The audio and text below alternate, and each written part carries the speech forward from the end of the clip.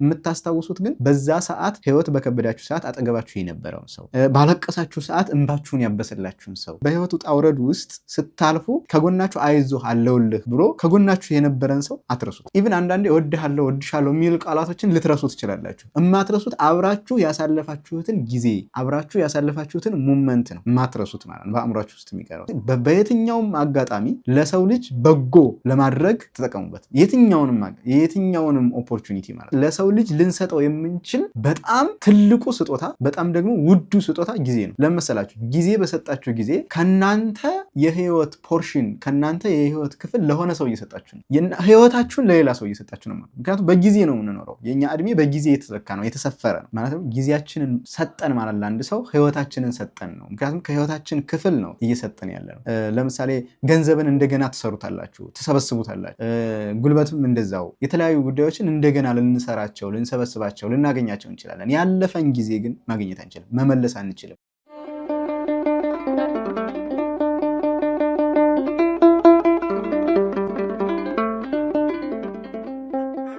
ፋሚሊ ሁላችሁም በያላችሁበት ሰላማችሁ ይብዛ። ዛሬ የአንድ ሰው ታሪክ ነው የምነግራችሁ። የዚህ ሰው ታሪክ ህይወቱን የቀየረው ሙሉ በሙሉ ሴት ልጁ የመኝታ ክፍሏ ውስጥ የጻፈቻት አንዲት መስመር ጽሁፍ ነበረች። ይህ ሰው ሚስት አለችው፣ አንድ ወንድ ልጅና አንድ ሴት ልጅ። በጣም ነው የሚወዳቸው፣ ሚስቱንም ልጆቹንም በጣም ይወዳል። በጣም ሪስፖንሲብል ነው፣ በጣም ሃርድ ወርከር ነው፣ በጣም ይሰራል። ሚስቱና ልጆቹ በጣም ደስተኛ የሆነ ህይወት እንዲኖሩ ለማድረግ በመውጣት በመውረድ ውስጥ ነው እንግዲህ ሲኖር የነበረው። አንድ ጊዜ ልጁ ትምህርት ቤት ለምንድን ነው የማታደርሰን ይለዋል። ወደ ትምህርት ቤት ወክ እያደረግን ማን ሄደው አንተ ጋር ትምህርት ቤት እስኪያደርሰን ምናምን ይለዋል። እና እሱም ፈገግ ብሎ ግንባሩን ስሞ ልጅ አባተ ስራ ይበዛበታል፣ ስለዚህ ሌላ ጊዜ ምናምን ይለዋል። ሚስቱ ደግሞ እባክህ ዛሬ ወክና ሁለታችን ብቻ ጊዜ እናሳልፍ ምናምን ስትለው አይ በዚህ ሳምንት እንኳ በጣም ደክሞኛል፣ ምናልባት ቀጣይ ሳምንት እንደዛ ልናደርግ እንችላለን ምናምን እያለ እንደዚህ እያለ ህይወት ይቀጥላል። ኢቭን ልጁ የሚገርሙ ስዕሎችን ስሎ የሚያማምሩ ስዕሎችን ወረቀቶችን ስሎ ለአባት ያሳያለሁ ብሎ በጣም ደስተኛ ሆኖ አባዬ የሳልኩትን ስዕል እይልኝ ሲለው ወንደርፉል ብሎ አድንቆ ማየቱን ትቶ እዛ ጋር ጠረጴዛ ላይ ያስቀምጠው ኋላ ያዋለው ይለው ነበር። እና ሴት ልጁም እንደዚሁ ሴት ልጁም በጣም ትጠብቀው ነበረ። በር ላይ ቆማ ነበር የምትጠብቀው እሱ ሲገባ፣ ግን ጊዜ የለውም፣ ይወጣል፣ ይባክናል። መጨረሻ ላይ ምንድነው የሆነው? እንግዲህ ህይወት ቀጠል አይደለ? ቀኖች ነጎዱ፣ ቀኖች፣ ወራቶች፣ አመታት ተቆጠሩና ይሄ ሁሉ ጊዜ ያለፈና የሆነ ሰዓት ላይ ነቃ ሰውየው። ሲነቃ ሴት ልጁ 17 ዓመት አልፏል። እንደ በፊቱ አባዬ ትምህርት ቤት ሸኘኝ የሚለው አትለውም፣ ትምህርት ቤት ውሰደኝ አትለውም፣ የሳልኳቸውን ስዕሎች ይልኝ አትለውም፣ የሰራኋቸውን የቤት ስራዎች ቼክ አድርግልኝ አትለውም። ሁሉ ነገር ተለውጦ አገኘ። ልጆቹ አድገው ነው ያገኘ። ከዛ ወደ እሷ መኝታ ቤት ይሄዳል። ወደ እሷ መኝታ ቤት ይሄድና አንድ መስመር ጽሁፍ ያገኛል። እሱ ጽሁፍ ምን ይላል? አባዬ ምንም እንኳ ከኛ ጋር ብትሆንም ሁልጊዜም ትናፍቀኛለህ የሚል አረፍተ ነገር ያያል። ይቺ አረፍተ ነገር ልጅቱ የጻፈቻት ይቺ ደብዳቤ ልቡን ትነካዋል። በጣም ይበሳጫል፣ በጣም ይናደዳል በራሱ። በጣም ይሄ ታች አረገችው ይቺ ጽሁፍ እና ይቺ ንግግር። ምንም እንኳ ከኔ ጋር በሆን ከነሱ ጋር በሆንም እንኳ ጊዜን እየሰጠዋቸው አይደለም ማለት ነው ብሎ ባነነ ማለት ነው። ሲባንን ልጆቹ አድገው እንደ በፊቱ አይደሉም። ሚስቱም እንደዚህ እንዝናና፣ አንተና እኔ ጊዜ ይኑረን፣ ወክና አርግ፣ ንፋስ እንቀበል፣ አንዳንድ ነገሮችን እናወራ፣ ጊዜ ይኑረን አይነት ጥያቄዎች ፌድ አድርገዋል። ኦልሬዲ አናገኘውም ብለው አምነዋል። ልጆቹም እንደዛ ይሉት እንደዛ የሚያበራ ጫማ አድርገው ሲጥ እያሉ አባዬ እንደዚህ አደረግን፣ አባዬ እንደዚህ ሆነ እኮ፣ አባዬ ሳልኩትን ስዕል የለኝ፣ አባዬ ትምህርት ቤት እንደዚህ ተብሎ የሚሉ ሪፖርቶችን፣ ወሬዎችን፣ ምናምን ንግግሮችን አልሰማ ለማለት ነው ኦልሬዲ ልጆቹ። ስለዚህ በጣም ተነካ በዛች ልጁ በጻፈችው ደብዳቤ። ኦኬ ከአንድ ቤት እየኖርን ነው ግን አንገናኝ፣ ከአንድ ቤት እየኖርን ነው ግን ጊዜን አልሰጠዋቸውም። አዎ ቤቱን አፎርድ ማድረግ ችያለሁኝ፣ ቤት ገዝቼላቸዋለሁኝ፣ ማንኛውም ገንዘብ ሊገዛው የሚችል ነገር ሁሉ አድርጌላቸዋለሁ፣ ነገር ግን ጊዜን አልሰጠዋቸው። እሱ ብሎ የሚያምነው ምንድን ነው? ይህን ሁሉ ካደረግኩኝ ይሄ ፍቅሬን ይገልጽልኛል ብሎ ስለሚያምን ነው። ግን በትክክል እነሱ ይናፍቁት የነበረው የሚሰጣቸውን ገንዘብ፣ የሚገዛላቸውን ልብስ፣ የሚገዛላቸውን ቤትና የሚገዛላቸውን መኪና ሳይሆን እሱን ነበር የሚፈልጉ። የእሱን መገኘት፣ የእሱን አቴንሽን፣ የእሱን ጊዜ፣ ከእሱ ጋር አብሮ መሳቅ፣ መጫወት ነበር። እንደውም ሰውየው ወደ ሳሎን ገባና የፎቶ አልበሞችን መመልከት ጀመረ።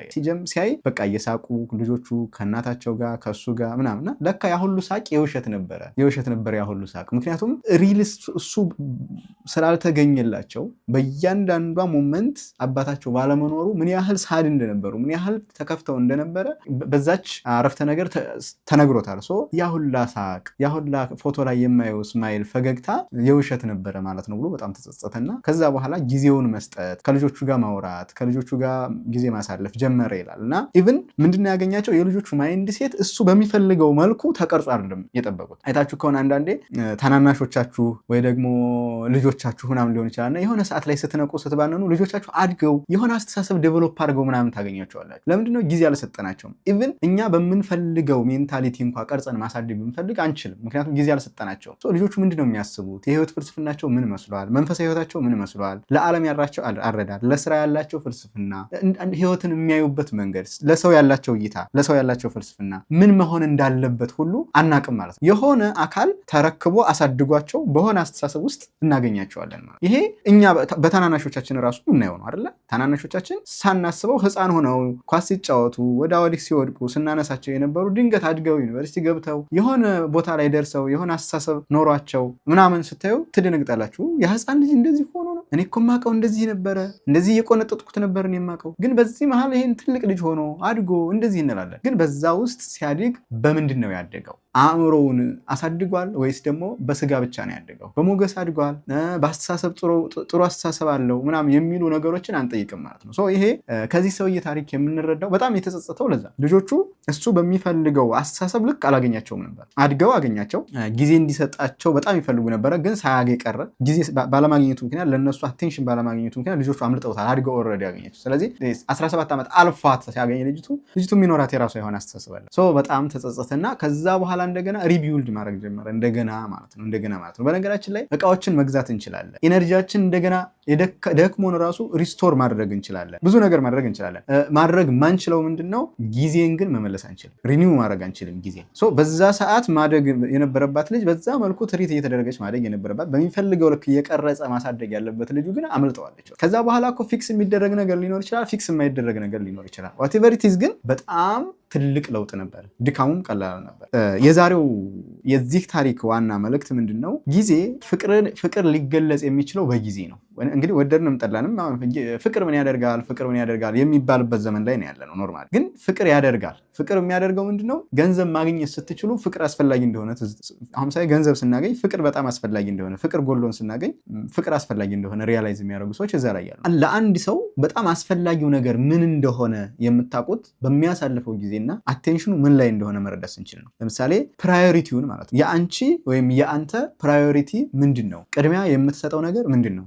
ቅድሚያ የምትሰጠው ነገር ሞር አቴንሽን እዛ ነው። ጊዜህንም የምታሳልፈው እዛ ነው ማለት ነው። ፍቅርህም እዛ ጋ ነው ማለት። በቤተሰብ መካከል፣ በጓደኛ መካከል፣ በእያንዳንዱ ሪሌሽንሽፓችን መካከል ጊዜን ነው የምንሰጠው። ምክንያቱም በዚህ ምድር ውስጥ ለሰው ልጅ ልንሰጠው የምንችል በጣም ትልቁ ስጦታ፣ በጣም ደግሞ ውዱ ስጦታ ጊዜ ነው። ለመሰላችሁ ጊዜ በሰጣችሁ ጊዜ ከናንተ የህይወት ፖርሽን፣ ከናንተ የህይወት ክፍል ለሆነ ሰው እየሰጣችሁ ነው። ህይወታችሁን ለሌላ ሰው እየሰጣችሁ ነው። ምክንያቱም በጊዜ ነው የምንኖረው። የኛ እድሜ በጊዜ የተዘካ ነው፣ የተሰፈረ ነው ማለት ነው። ጊዜያችንን ሰጠን ማለት ለአንድ ሰው ህይወታችንን ሰጠን ነው። ምክንያቱም ከህይወታችን ክፍል ነው እየሰጠን ያለ ነው። ለምሳሌ ገንዘብን እንደገና ትሰሩታላችሁ፣ ትሰበስቡታላችሁ። ጉልበትም እንደዛው የተለያዩ ጉዳዮችን እንደገና ልንሰራቸው፣ ልንሰበስባቸው፣ ልናገኛቸው እንችላለን። ያለፈን ጊዜ ግን ማግኘት አንችልም፣ መመለስ አንችልም። በቃ ተኑሯል። ያ የህይወታችን አካል ነው። በቃ አልፏል ማለት። ህፃናቶች ያድጋሉ፣ ጎልማሳዎች ወደ ማርጀት ይሄዳሉ፣ ፓሬንቶች ቤተሰቦቻችን እድሜያቸው እየገፋ ይሄዳል ምናምን። ነገ እያልን እንደምንወዳቸው ሳንነግራቸው፣ ማድረግ ያለብን ነገር ሳናደርግላቸው፣ ጊዜያችን ሳንሰጣቸው ብዙ ጊዜ ያልፋል። ያልፍና የሆነ ሰዓት ላይ ስትባንኑ ትጸጸታላችሁ ማለት። ስለዚህ የጊዜ አስፈላጊነት ከረፈደ ከሚገባን ጊዜ ምን ያህል አስፈላጊ እንደሆነ አሁን ብናው። እያንዳንዱ ሪሌሽንሽፖቻችን ውስጥ፣ እያንዳንዱ ስራዎቻችን ውስጥ፣ እያንዳንዱ የህይወት ድርሻዎቻችን ውስጥ በጊዜ ነው። ኢቭን ሌላው ቀርቶ ማለት ነው እግዚአብሔርን እኮ እንደምንወደውና እንደማንወደው በምንሰጠው ጊዜ ያስታውቃል። ለጸሎት በምንሰጠው ጊዜ፣ ለአምልኮ በምንሰጠው ጊዜ ከሰጠን ጊዜ ውስጥ ትንሽ ቆርሰን እስኪ አሁን ደግሞ እግዚአብሔርን እያሰብኩ ላሳልፋት የምንላቸው ደቂቃዎች ናቸው ከእግዚአብሔር ጋር አንድ እንድንሆን የሚያደርገን። ከሰውም ጋር ስንወድ ነው ከሰው ጋር ሄደን አብረን ጊዜ የምናሳልፈው። ጊዜን በስነስርዓት መስጠት፣ ይሄ እወድሃለሁ ብቻ ማለት፣ ቁሳቁሶችን ገዝቶ መስጠት፣ በቃ እሱ ፍቅር አይሆን። ቸኮሌት መስጠት፣ ዳይመንድ መስጠት ወይም ደግሞ ሮዝ አበባዎችን መስጠት ፍቅር ሊሆን አይችልም። ፍቅር ሊሆን የሚችለው ጊዜን መስጠት። ይህንን አንደርስታንድ ብናደርግ ብዬ ስለማስብ፣ ምክንያቱም ጊዜ ካለፈ በኋላ ነው የሚቆጨው። በጣም ከተቃጠለ በኋላ ያሳለፍነው ጊዜ በጣም ይቆጨናል። ወይ በዚህ ሰዓት እንደዚህ ማድረግ አልነበረብኝም እንላለን። አንድን ሰው የምንወድ ከሆነ ጊዜያችንን እንስጥ፣ አቴንሽናችንን እንስጥ። የሚፈልጉት እሱን ነው። አንዳንድ ሰዎች የእኛን መገኘት የእኛን ፕሬዘንስ የሚፈልገዋል፣ የእኛ ከጎናቸው መሆን። ለምሳሌ 12 ዓመታችሁ እያለ የያዛችሁትን ስልክ አታስታውሱ። ሃይስኩል ተማሪ እያላችሁ ስትለብሱት የነበረውን ጫማ አታስታውሱ። የሆነ እድሜ ክልል የሆነ ስራ ቦታ ሆናችሁ ስትለብሱት የነበራችሁን ቲሸርት ምናምን አታስታውሱትም። በደንብ ታደርጉት የነበረውን ሰዓት ምናምን በደንብ አታስታውሱት። የምታስታውሱት ግን በዛ ሰዓት ህይወት በከበዳችሁ ሰዓት አጠገባችሁ የነበረውን ሰው፣ ባለቀሳችሁ ሰዓት እንባችሁን ያበሰላችሁን ሰው፣ በህይወት ውጣ ውረድ ውስጥ ስታልፉ ከጎናችሁ አይዞህ አለውልህ ብሎ ከጎናችሁ የነበረን ሰው አትረሱት። ኢቭን አንዳንዴ እወድሃለሁ እወድሻለሁ የሚሉ ቃላቶችን ልትረሱ ትችላላችሁ። የማትረሱት አብራችሁ ያሳለፋችሁትን ጊዜ አብራችሁ ያሳለፋችሁትን ሙመንት ነው የማትረሱት ማለት ነው፣ በአእምሯችሁ ውስጥ የሚቀረው። ስለዚህ ጊዜ እጅግ ውድ ስጦታ ጊዜ። ስለዚህ በየትኛውም አጋጣሚ ለሰው ልጅ በጎ ለማድረግ ተጠቀሙበት። የትኛውንም ኦፖርቹኒቲ ማለት እናንተ በየትኛውም መንገድ ስታልፉ በየትኛውም ኦፖርቹኒቲ ስታልፉ በጎ ነገር አድርጎ ለማለፍ መጣር አለብን ማለት ነው። በዚህ ምድር ስንኖር በዚህ ዓለም ስንኖር የህይወቱ ምርጡ ነገር ሰዎችን መውደድ ነው። ሰዎችን መውደድ ደግሞ መስዋዕትነት አለበት። ጊዜን መስጠት ደግሞ መስዋዕትነት ነው። መስዋዕትነት ደግሞ ንጹሑ የፍቅር መግለጫ፣ ጊዜን መስጠት ንጹህ የፍቅር መግለጫ። ስለዚህ መውደድ ካለብን ደግሞ አሁን ነው መውደድ። ስለዚህ የምንወድ ከሆነ ሳይሆን መውደድ አለብን። ኖርማሊ ደስታን ለማግኘት ለሰዎች መውደድ አለብን። በነገራችን ላይ ለሌላ ሰው መኖር ይሄ ሰልፍ አክቹዋላይዜሽን እንኳን እየተባለ በሳይንስ አለ አይደለ? ለሌላ ሰው መኖር ነው የሰውን ልጅ በጣም ደስተኛ የሚያደርገው። ለሌላ ሰው መኖር ስንችል ሃፒ እንሆናለን። ስለዚህ ለሌላ ሰው የምትኖሩት ደግሞ ስትወዱ ነው። ሰውን ካልወደዳችሁ ለሌላ ሰው መኖር አትጀምሩ። ለራሳችሁ ነው መኖር የምትጀምሩት። ስለዚህ ለራሳችሁ መኖር ጀመራችሁ ማለት ትበላላችሁ፣ ትጠጣላችሁ፣ ትተኛላችሁ፣ ትነሳላችሁ፣ ትበላላችሁ፣ ትጠጣላችሁ፣ ትሰራላችሁ አይነት ነው። ሩቲን ደግሞ ብዙም ከእንስሳት የተለየ ሩቲን አይሆንም። ስለዚህ ከዚህ ለመውጣት ሰውን መውደድ አስፈላጊ። ሰውን ለመውደድ ደግሞ ጊዜው አሁን ነገ አይደለም። ምክንያቱም ነገ ምን ይዞ እንደሚመጣ አታውቁም። መደወል ያለባችሁ ሰው ካለ አሁን ደውሉላቸው። እወዳችኋለሁ የምትሏቸው ሰው ካለ አሁን እወዳችኋለሁ ብሎ፣ የእናንተ እርዳታ የሚያስፈልጋቸው ሰዎች ካሉ አሁን አለሁላችሁ ከጎናችሁ እረዳችኋለሁ ብሏል። ምክንያቱም ነገ አትበሩ። ለነገ ምንም ዋስትና የለም። ነገ ሌላ ቀን ነው። ስለዚህ ይሄ በነገ እየተባለ የሆነ ነገር ሳናደርግ ሰዎችን ሳንረዳቸው፣ በነገራችን ላይ ብዙ ሰዎች ከነሱ ሳንማር እነሱን ሳንጠይቃቸው እውቀቶችን ከነሱ ሳናገኝ ትምህርቶችን ከነሱ ሳንማር ብዙ ነገር ሳንጫወት ከነሱ ጋር ሀሳብ ከነሱ ሳንወስድ የልባችን ሳንወያይ ወይም ደግሞ የልባችን ሳንነግራቸው ሳንረዳቸው አንዳንድ ሰዎች ያመልጡናል።